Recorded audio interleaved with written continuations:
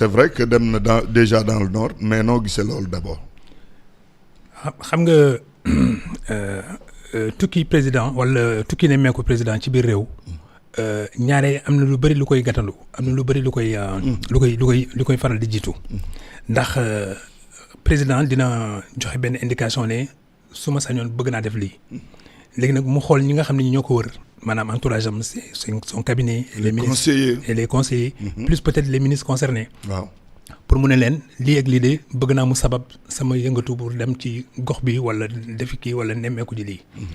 ci ginnaaw bi mu génnee peut-être bon xalaatam nag ci la ko conseillers yi maintenant di togg. voilà ñoom nag ñooy saytu léeg-léeg sax dañ fa dem ñaari yoon ñetti yoon. dañ fa yónni sax ay yeneen ndaw yi nga xam ne peut-être xëy na seen liggéey mooy peut-être bon xool yëf yi fekk peut-être bon du ñu feeñ ci dara. ci biir loolu nag bu ñoom ñëpp dellu see nag ci lañ koy defal nag maintenant voilà dañ koy toggal yëf yi tegal ko ci table nag ne ko lii de saytu nañ ko lii ak lii am na ci solo lii ak lii déglu nañu nit ñi wax nañ ci lii wala réew mu gox bi ñu bëgg a dem fii la toll ci wàllu maanaam jëm ci kanam wala ci wàllu développement wala ci wàllu li ñuy tawat mais ci li ma jàpp rek ci Casamance bi. li tax mu tànn ko xëy na moom moo ko gën a xam wante ñun dañuy junj rek. ndax benn xam nga moom am na benn plan bu ñuy tuddee plan Diomaye pour la Casamance. exact donc loolu mooy wane ne que moom Casamance ñor na ko. xëy na aussi ni ko yeneen gox yi ñoree wante bu fekkee ne peut-être bon dafa teg baaraamam ci Casamance ba ne am naa benn plan bi nga xam ne plan bi nangu naa sax ñu tuddee ko plan Diomaye kon xëy na fësal na yitteem ak aussi bàyyi xel bi mu bàyyi xel ci région de Casamance ndax bu président bàyyee xel ci région de Casamance ak bépp président bu mu war a mënti nekk dañ ne ndokk ndax Casamance dafa di li nga xam ni dafa bokk ci réew mi mais ba pare aussi mooy gox bi nga xam ne bi moo gënoon a yëngatu ci wàllu fitna. ci Sénégal yëpp nag boo ko jëlee. moo gënoon yëngatu moo gënoon am fitna. ak rébellion bi ak aussi peut-être bon déplacement nit ñi. exactement ba pare aussi xam nga ndel yi. les mines la antipersonnelles. les mines antipersonnelles. voilà di def ay dégâts yu bëree ba nga xam ne te xam nga ndeysaan benn jour maa ngi woon Canada. may laaj benn expert ma ne ko mais mine antipersonnelle c'est-à-dire que lan la mu ne ma gis nga mooy arme bu gën a lâche. maa la ko wax moo ko arme bu gën a lâche benn dafa doo ko gis. parce que dafay suulu ñaar. boo fa rombee mu won la boppam c'est-à-dire que ak lu mu suulu boo rombee ci kawam rek ba mu daal di kalaate te ba pare aussi Antoine lu ci gën a metti mooy que mën nañ xam nga am na ay bombe ay mine antipersonnel ay yu ñu suuloon dans les années 14 18 ak 39 45 mais xoolal yooyu. ba tey 14 18 mooy première guerre mondiale ak deuxième guerre mondiale. naam dig ma ne sax xëy na ndel yi. soppeeku nañ ci wàllu xar kanam. gën nañ leen moderniser wala gën leen développer. mais ba tey technologie moo demee noonu. mais léegi dañuy tuuti ni nen. mais dégâts bi ñuy def mën na toll ni peut-être bon bu dee bombe Hiroshima moo dal ci nit. kon kay nga war a xam ne peut-être bon xëy na dañ ko gën a rafetal gën ko jekkal rek. wala technologie comme ni nga ko waxee moo ko ci indi. alors léegi nag expert boobu mu ne ma mine antipersonnel dafa lâche parce que ki koy posé xamul peut-être kan moo fay jaar ëllëg. wallaay mën na nekk sax doomam moom ci boppam. wallaay te fekk aussi doomam ji deful dara. wala sax doomu jàmbur fekk deful dara bokkul sax ci. des innocents yi des innocents. paient des pots cassés. par exemple qui n'ont pas cassé. par exemple les mines antipersonnelles yu ñu sànni ci tool yi. dans ci rizicoles yi. suuf si doo ko mën a jëfandikoo. mais donc non seulement doo ko jëfandikoo mais ensuite les femmes là yi nga xam ne ñoom ñu nekk ci rizières yi. xam nga ñooñu peut-être bon innocemment elles sont là courbées matin midi soir ci naaj bi. di ut li ñu yóbbu seen kër di fa daal. léegi jékki-jékki rek benn bombe éclaté. même sur un rayon de 50 mètres wala de 150 mètres lu fa romb mu yóbbaale ko. ñenn ñi seen ay tànk ñenn ñi seen ay loxo ñenn ñi mara détaillé. bëri na ay victimes. donc defe naa j'ai vu même qu'il y a un programme de déminage Casamance mais des na lu bëri nag. mais lu bëri parce que xam nga. lu bëri et puis dafa laaj ay moyens yu bëri. merci xam nga benn da nga war a xam ñaata mine sax la ñu suul. te loolu mënoo ko xam parce que ñi ko suul ñoom ñoo xam fan lañ ko te ñoom sax ñi ko suul sax léegi boo leen newoon ni léegi voilà jàmm dellu si na xamuñu repère yi fi ñu ko suul sànni nañ ko rek et puis bon peut-être xëy na ngelaw li suul na ko wala leneen jaar na fa suul ko wala peut-être bon ñu tëbbal ko ci ay pax wala ay kamb wala sax ci ay teen yooyu ba mën na am wala ci biir rizières yi xam nga rizières yi moom ndox mi moo koy suul déjà après nag bon peut-être ñu minuté ko nag pour peut-être un temps indéterminé donc loolu yëpp moo lay wan ne président xëy na bu jëlee décision ne dañuy dem Casamance. loolu soxal na ko mais ñaareel bi aussi dafa am ñi nga xam ne dañoo déplacé woon ci fitna yooyu. jóge seen dëkk te du seen coobare ñu dem ay Guinée-Bissau xam nga dem un peu plus ay Kolda ay localité gambienne ñu dem peut-être bon di fa dem wàllu si wala au moins ñu dem di làqatu ji. te ñooñu fa ñu dem mais du seen i ay gox bëgg nañu dellu si seen cosaan. parce que seen moomeel la ba pare aussi peut-être seen mbaax yëpp fa la nekk. kon nag président ne aussi les déplacés là tamit dañ leen programmer mais maintenant l'équation d'après le président c'est que les déplacés pour ñu revenir ci seen ay zone na fekk zone boobu déjà ñu déminer ko ba nga xam ne peut-être bon il y a plus de danger te loolu on ne peut pas assurer à 100% qu'il y a plus de danger ci yooyu mais quand même préoccupation mooy que peut-être bon la Casamance redevienne ce qu'elle n'a jamais cessé d'être une zone comme un grenier agricole ba pare aussi mu nekk sa verdure la verte Casamance gëmuma ne loolu dina teel am parce que de ce point de vue là vraiment on a dégradé beaucoup la Casamance. ah oui on l'a beaucoup dégradé. loolu mën na dellu siwaat. waaw Casamance quand même am na potentialité économique potentialité agricole bu doy waar bu mën a dundal Sénégal ah. ci lu wet mais xam nga. xam nga mais lu tax nga ne gëmoo ne loolu mën nañ teel a dellu si. non parce que j'ai toujours dit. Peut-être que le bois sacré c'est différent de la forêt sacrée. Si le bois sacré bu fekkee ne bois sacré bi am na toujours ba nga xam ne jigéen ñi fa la ñuy dem di laamisoo ak seen rituels yooyu seen rituels yi. bu dee loolu toujours am na. nangul nañ leen ko parce que aussi lu war a mën a nekk la parce que loolu bu tukkee seen àdduna tukki. mais les forêts sacrées Boubacar. ma ne Boubacar sax maa ngi koy nuyu. ñu ngi koy nuyu bu baax. voilà Antoine. les forêts ont été dégradées. C'est-à-dire que toute la zone a été déforestée. Comment on appelle ça encore? La déforestation. La déforestation dafa accentué wu. Surtout. Le trafic illégal de bois. Et le trafic illégal de bois. Surtout le bois de veine. ba nga xam ne par exemple mooy bois de qualité. wallaay di nga dem ci ak gox yu bëri ci àdduna doo gis bois de veine. kon kay ñun. bu ñu ñëwee fii nag peut-être bon avec les petits trafiquants chinois. di ñëw ba Gambie arraisonner peut-être bon ay moyens yu yebal ay nit. ñuy dox guddi di repérer peut-être bon bois yooyu ñoom aussi ñu utiliser ay jumtuwaay yu xarañ pour dagg benn garab bi nga xam ne par exemple mën na mesurer 100 mètres 150 mètres ak un tronc peut-être bon qui fait une circonférence de je ne sais pas combien yooyu yëpp nga dagg ko peut-être bon et puis nga dagg ci ay lim yu toll lim yu sakkan yu sakkan. ñu transporter ko en Gambie mooy bois bi raw na foofu. parce que nos eaux et forêts et nos militaires suñu defee suñu dàqee nit ñi ba ñu ñëw ba ci frontière bi foofu la ñu yem. à moins maintenant que mu am peut-être maintenant une note certifiant que war nañu mën a def poursuite jusque y compris dans le territoire gambien. d'accord c'est important li ngay wax xam nga wax nga ci pertinence su visite au président de la République. c'est pas fortuit. mu dem Casamance.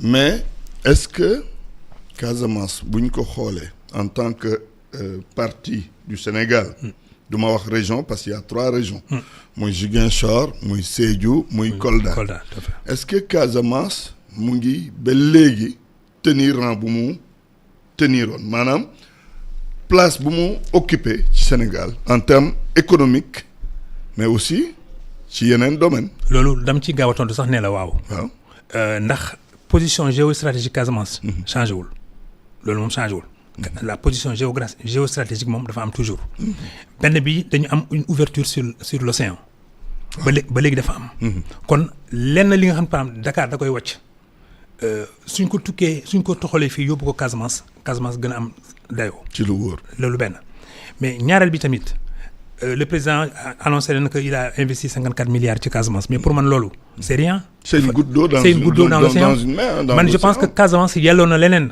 et puis d'ailleurs sax le fait que le président di nommer la Casamance. autrement dit le sud global. ce n'est plus simplement la région de Ziguinchor. si je comprends bien. non il parle de la Casamance donc même si la Casamance dans son entièreté. nga xam ne day inclure Sédhiou Kolda Ziguinchor. donc bu dee loolu la puissance.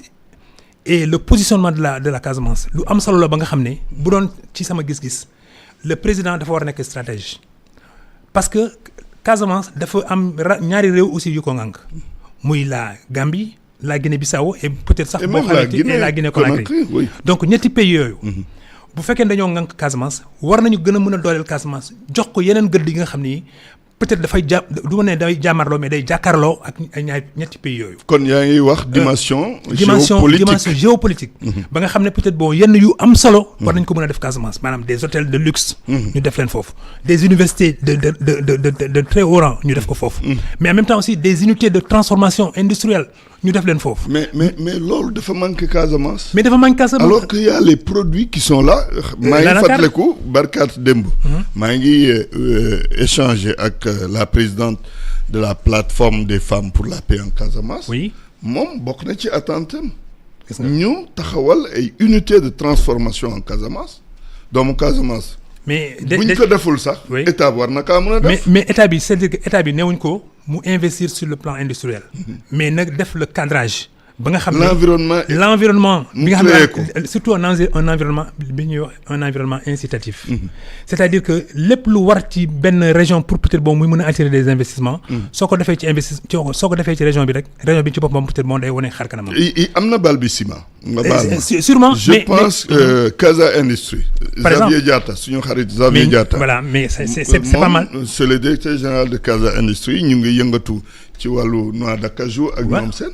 mais c'est des initiatives comme ça. Par exemple, c'est que si on industrialise la Casamance, si on l'industrialise, d'abord on fixe les populations ci les terroirs. Ensuite ñu développer maintenant une politique de territorialisation. C'est-à-dire que bépp gox bi nga xam ne par exemple ci biir Casamance ñoom ñoo gën a xam Casamance mais am na li nga xam ne moo ko yelloo. Moi quand j'arrive à Sédhiou et je vois peut-être bon en contrebas le fleuve mais c'est d'une beauté mais éblouissante. Éblouissante. À partir de la préfecture da ngay xool peut-être bon en perspective nga gis fleuve yi par exemple disons muy tawee ko mais yooyu peut-être bon. éblouissant et exotique en même temps. Franchement. donc bu région gox bu ci nekk. am na li nga xam ne peut-être bon bu ñu ko fa sampee dina tax ña fa ne toog fa mais en même temps aussi dina xëcc sax wala ñoo di ñeneen. quand bu ñu ci defee ay hôpitaux. les hôpitaux là. Par exemple, il y a des gens qui quittent la Guinée-Bissau ñëw di faju fii à Ndakaaru. On l'a eu récemment avec le premier ministre bissau-guinéen. bi mu feebaree fii la ñu faju à Dakar. kon kay nga war a xam ne peut-être bon loolu bu ñu ko sampoon déjà Casamance rek képp ku feebar muy yenn feebar yi avec des spécialisations aussi peut-être bon li nga xam ne ministère de la santé mooy établir cartographie boobu. donc képp ku feebar Casamance bu ñu fa implanté ay hôpitaux à Sédhiou de rang international je devrais dire. à Sédhiou à Kolda et à Ziguinchor. mais attends donc ñun. À la limite même on sert de relais. pour peut-être la Conakry on sert de relais pour Bissau et on sert de relais pour Banjul. gis nga li ngay wax nii. c'est vrai que amul ay hôpitaux d'une grande dimension comme le Dantec. le Dantec sax fu mu nekk nii amatul. comme principal mais terewul population yi nekk dans les pays voisins. ñu ngi ñëw Casamance di faju si. alors ñu delluwaat rek. parce que c'est très important. Tournée économique lañ wax.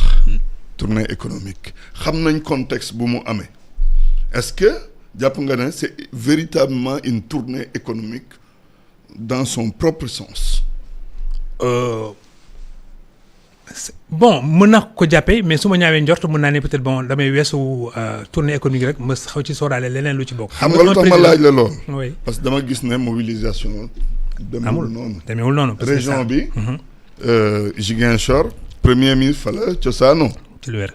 c'est président de la République daan nañ gis buy def tournée économique day am mobilisation moo tax ma laaj la loolu. xam nga président yi ko jiitu. muy Macky Sall muy Abdoulaye Wade muy Diouf muy président Senghor sax day peut-être boobu moom moo gën a fësaloon affaire boobu. président Senghor. bu daan def moom aussi ces tournées économiques là. def naa amoon na beneen tour mais bu daan def ces tournées là. mais nit ñi dañuy mobiliser wu pendant 1 mois 2 mois. waaw xam nga di fomp yëf yi di badigeonner di peinture pendant kër yu yàgg yi te nga xam ne peut-être c'est du domaine national. donc dañu daan defar vraiment visite bi pour bu président ñëwee nga xam ne peut-être moom président ñëw na. ñun bi ñu nekkee tout le temps effectivement on voyait ces présidents là bu ñuy ñëw mais dañu leen doon chanter sax l'hymne national. un petit drapeau dans la main droite. donc yooyu yëpp mooy wane ne que le caractère politique.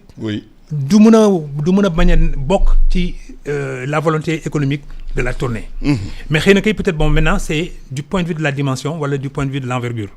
je pense que président Diomaye wane na ne peut-être bon man sama tournée économique bi bu ci leneen raxee dafay yàq peut-être bon man li tax ma ñëw. da nga jàpp ne moom moo ko bëggee noonu. oui je pense que c'est ça. mu bañ a am. oui une forte dose politique. mais clairement surtout que mu gën a am une portée économique. parce que loolu la gën a bëgg ñu fësal. d'ailleurs bi mu ñëwee dans sa première conversation avec peut-être bon les opinions casamançaises. dafa ne je me suis rendu sur les lieux où se réalise un peu ce chantier. Oui. J'ai vu aéroport. J'ai vu l'état d'exécution justement des travaux. Oui. Ensuite gis naa ne peut-être bon en termes de pourcentage il y a une progression. xam nga donc kooku bu fekkee ne peut-être bon dès sa première journée mu commencé donc di def ay résultats di teg nii di ne bon gis naa ne peut-être bon ici c'est 46%, là c'est 36%. Ensuite j'ai dégagé 20 milliards. qui sont déjà consommés. leneen li mu ngi ci yoon di ñëw. kon moo lay wan ne peut-être bon loolu. il a donné l'orientation. Et en même temps aussi le là. parce que voilà maintenant nag keneen ku ci bëgg a boole leneen en tout cas peut-être bon tukkiwul ci li président wax. kon nag aussi ñoom tamit war nañ ci maandu mais surtout que le contexte est sensible Boubacar. Oui. Antoine. Le contexte est sensible. pour une raison très simple. comprendre naa la. Tony le concept est sensible pour une raison très simple. parce que déjà am na lu ñu rumandaat fii ci Ndakaaru. te wax nga ko ne diggante premier ministre ak président de la République. ñoom ci seen bopp bu ñu leen wanee ni ñu fësal leen en public. dañuy waxtaan di kaf di foo di ree et puis di téyante loxo ko. loolu yëpp mooy wane ne en tout cas du point de vue public moom. xaw nañu servir ne que jàmm am na seen diggante. mais malgré appel au premier ministre nañ accueillir président de la République gisuñu mobilisation bu kii. waaw bon il peut dire ak mais je pense que xam nga nit ki aussi ni mu mel ak ni mu toll noonu la yëfam di toll tamit. tout à fait ak ni mu ko bëggee itam. ak ni mu surtout mu am ni mu ko bëggee. loolu day fësal ne peut-être bon moom. bëggul quand même que sensibilité politique bi di dem bay muur la vocation économique. d'autant que souvent dañuy naan du tournée économique. tournée politique tour bi la. mais ci jëf ji. demewul noonu. bon donc loolu en général loolu la ñuy wax. voilà mais je pense que la vocation économique elle est. non elle est réelle xam nga moom nee na. mu ngi wàcc Cap Skirring. ci aéroport nee na temps bi ngay def. voilà diggante Cap Skirring. waaw ak Ziguinchor moo ëpp. Dakar ak AIBD. gis nga kon déjà ku musul dem Ziguinchor bu déggee président di waxee noonu. kon déjà tu as une photographie même visuelle. ni Casamance tëddee. tout à fait loolu benn ñaareel bi. ginnaaw bi mu wàccee peut-être Cap Skirring. alors que peut-être bon aéroport bi mu waroon dal moom la ñuy defar nii. kon xëy na peut-être bon nee na gaañ nañu bar pour que bu Casamance bi bu Ziguinchor bi mën a pare. et puis ñetteel bi le président dafa ne il faut que Casamance dellu si fa mu nekkoon ci wàllum tourisme. parce que en fait Casamance rek déjà. war na mën a indi lu bëree bëri peut-être bon ci entrée touristique yi am ci biir Sénégal. mais buñ ko liggéeyee ci anam bi war a mën a dëppoo. ak li ñuy xaar ci Casamance. te loolu lu war a mën a nekk la aussi les spécialistes justement du tourisme surtout du tourisme peut-être bon balnéaire war nañ ci mën a liggéey lu bëri ba nga xam ne suñu demee di jaay la destination Sénégal. bu ñu jaayee destination Casamance rek moom mën a indi plus de 50% ci li touristes yi di ñëw pour des raisons liées à justement à la Casamance. Et en même temps aussi. bu waxee ne peut-être bon maintenant on est en train de pacifier la région. loolu déjà mën naa ko gëm parce que tolof yi daan am yu njëkk yi léegi wàññeeku na. ba pare tamit nit ñi quelque part aussi peut-être bon les anciens combattants ont vieilli quand même ils ont vieilli. et il y a pas eu un renouvellement générationnel. bu ko waxee noonu. tout à fait ba pare tamit bon xëy na maintenant les populations elles sont lassées d'une cause qui peut-être bon pour l'instant commence à trouver solution dans l'amélioration de l'ordinaire des populations. seen ay bien-être. mais en même temps aussi peut-être bon li ñu doon mësta gis en Casamance bu ñu koy commencer di gis. donc loolu yëpp day fësal ne que xëy na Casamance d'abord ci la bokk musul beddeeku. et que léegi nag war nañu mën a wone beneen xar kanam doomu Casamance yi di mën a dem di ñëw par avion billet bi di wàññeeku par bateau billet bi di wàññeeku confort bi di yokku sécurité bi di yokku. mais aussi par la route. oui nga xam ne aussi nit ñi. mën nañu jaar léegi sécurité par la route. Et puis bon maintenant parce que avec problème bi itam y a tout ça c'est vrai que on vit une longue période d'accalmie. non clairement. mais Mamadou. am na Casamance c'est la seule partie du Sénégal. bi am ñaari vol par jour bu changé wul. Casamance moo am ñetti bateau.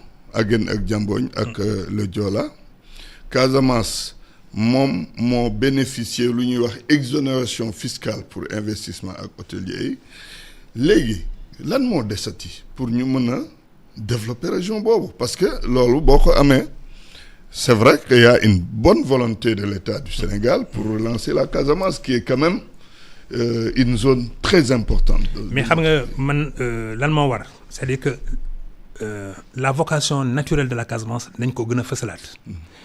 Ensuite il faut songer peut-être à la déforestation qui est en train de ruiner la Casamance. Oui. te loolu dafa war a am un plan disons de reboisement bi nga xam ne bii mais de façon intensive. pour que peut-être toutes les espèces yi amoon en Casamance su fekkee ne les eaux et forêts am nañu encore des espèces peut-être en comment on appelle ça. en germination, je ne sais pas si l'expression est bonne. nga xam ne yooyu aussi war nañ ko mën a amal un plan. Oui. toutes les espèces yi amoon en Casamance war nañu leen mën a indiwaat. ba nga xam ne la Casamance retrouve justement son positionnement naturel. Ça c'est un. Le deuxièmement aussi les investissements massifs dafa war a mën a am parce que c'est pas des investissements en pure perte. C'est des investissements yi nga xam ni par exemple dañuy gën a jëmal la région de Casamance joxaat ko gëdd bi mu amoon mais wonewaat ne aussi que maintenant il y a jamais eu peut-être d'isolement de la Casamance mais que c'est une partie intégrante du national du Sénégal ba nga xam ne léegi nag boo ko lëkkalee ak Casamance ak Sédhiou nga lëkkale ko ak Kolda mais mu ubbi peut-être aussi vers Tambacounda ak Kédougou yooyu yëpp day wane ne peut-être maintenant le sud global man noonu laa koy woowee le sud global day nekk un sud non seulement émergent à l'intérieur d'un pays qui lui-même dafa bëgg a émerger kon nag nga war a xam ne Antoine suñu jëmmalee loolu rek même du point de vue de l'influence dafay am xam nga influence mënoo ko laal nii comme ni ngay laalee simis wala portable influence c'est immatériel mais mën nga influencer peut-être dina développer peut-être je ne sais pas des infrastructures de l'ordre des enregistrements des musiciens de la sous-région xam nga peut-être quand même cette zone là c'est une zone à la limite même où la musique mandingue est très très très imprégnée très très très forte une forte tradition justement de musique ba nga xam ne toute la musicalité de la région war na mën a am des studios d'enregistrement yu am à Ziguinchor yu am à Sédhiou yu am peut-être à Kolda ba nga xam ne peut-être foofu tamit dina mën a ñoddi ñi nekk Guinée Conakry ak ñi nekk Guinée Bissau yaa ngi fàttaliku ICAS Band mais ay ICAS Band de Sédhiou yooyu yëpp peut-être buñ ko fasalaatee ak yeneen mais sans compter maintenant les festivals de ceci les festivals de cela parce que quand même c'est une mosaïque de culture également moo am en Casamance te yooyu yëpp peut-être buñ leen joxaatee maintenant seen ay dayo rek mais di nga gis ñuy fàq fi jógee Dakar jógee Thiès jógee Mbour jógee Saint-Louis di dem à Ziguinchor parce que dans les temps il fut des temps où peut-être beaucoup de gens du Nord aller s'établir en Casamance parce que ñoom ñooy doon aussi la pêche justement des crevettes ou des gambas yaa ma gën a xam yooyu parce que séeréer bi en termes de j'ai aimé ce matin li Ibrahima Amadiémé wax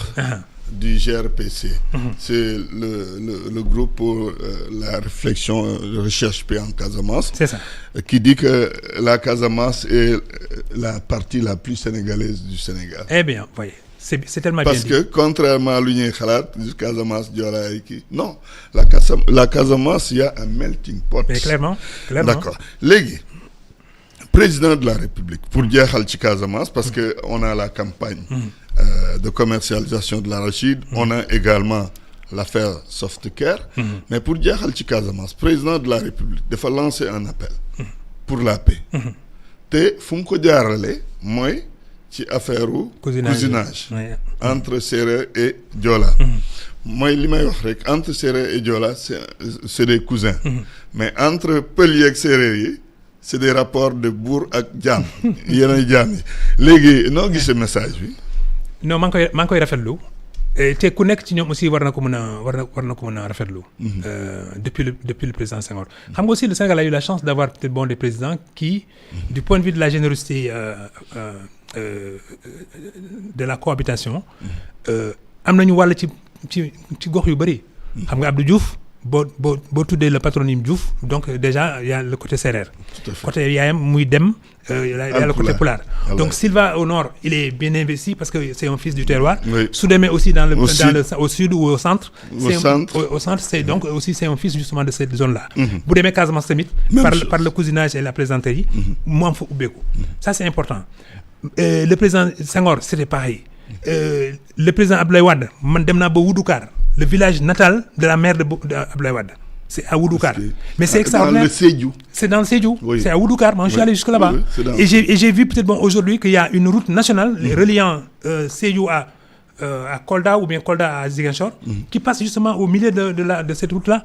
Et donc, loolu moo la woon aussi le président Wade également, il avait un enracinement ci biir Casamance. Si bien que peut-être la Casamance, c'est non seulement un pays de très grande convivialité parce que toutes les ethnies s'y retrouvent. Toutes les diversités culturelles. Casamance mooy Sénégal. mooy mosaïque bi ma wax sànq.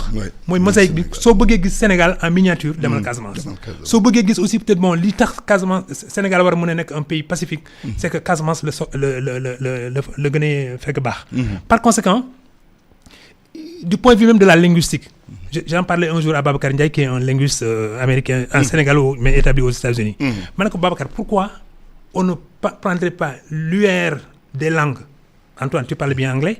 L'UR des langues. Pourquoi on ne va pas les installer?